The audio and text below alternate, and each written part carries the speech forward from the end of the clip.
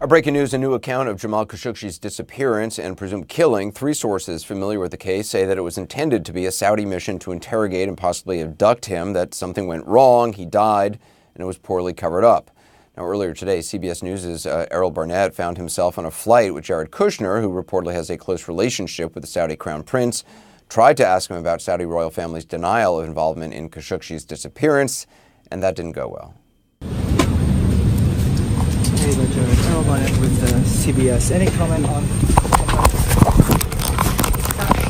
Thanks, Jared. This is credential, right? I don't give a damn who you are. It's a time and place. Those were Secret Service agents blocking Barnett's phone. People of the Washington Post want answers as well. It's where Jamal Khashoggi worked. Joining us for a reaction to the breaking news is his editor, Post Global Opinions editor, Karen Attiya. Karen, does it make any sense to you, given all this new information, why the United States isn't taking any real action on this yet, or why the administration seems to be, at least publicly, buying Saudi Arabia's version of events here?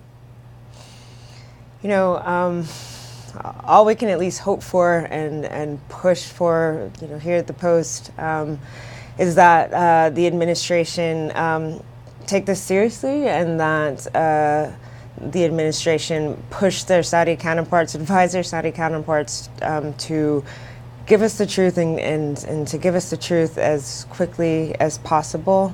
In terms of the reporting that the Saudis suspected Khashoggi as having ties to Qatar, and that may have been why they wanted to interrogate him, or at least in part, to your knowledge, did he have any ties with Qatar?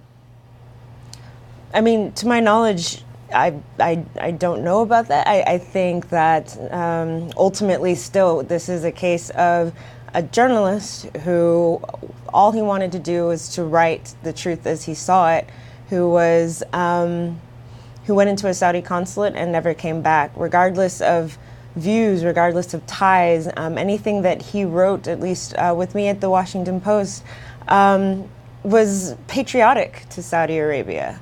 Was evoked a sense of wanting Saudi Arabia to be better, was a man who wanted to advise the young Saudi crown prince. He loved his country. So, reports of smearing him as some sort of traitor, I think, is grossly unfair and distracts from the question of what happened to him and what we're demanding from the Saudis as far as answers and truth.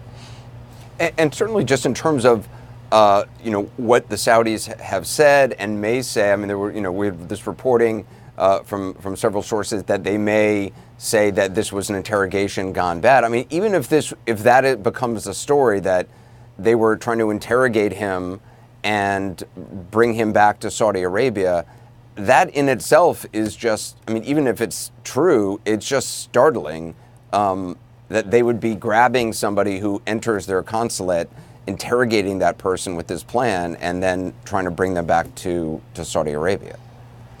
Right. I find this notion that is somehow more acceptable.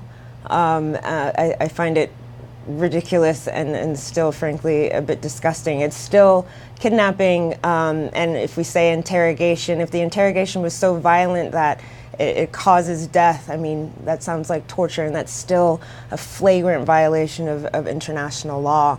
And, for, an interrogation, to have a team, to have a bone saw present during an interrogation, or to fly in a team with an autopsy forensics expert, to me doesn't sound like a team that expected to bring back somebody alive. So, but regardless, I think a horrific crime happened to Jamal Khashoggi, and we need answers. We're fighting like hell here for answers.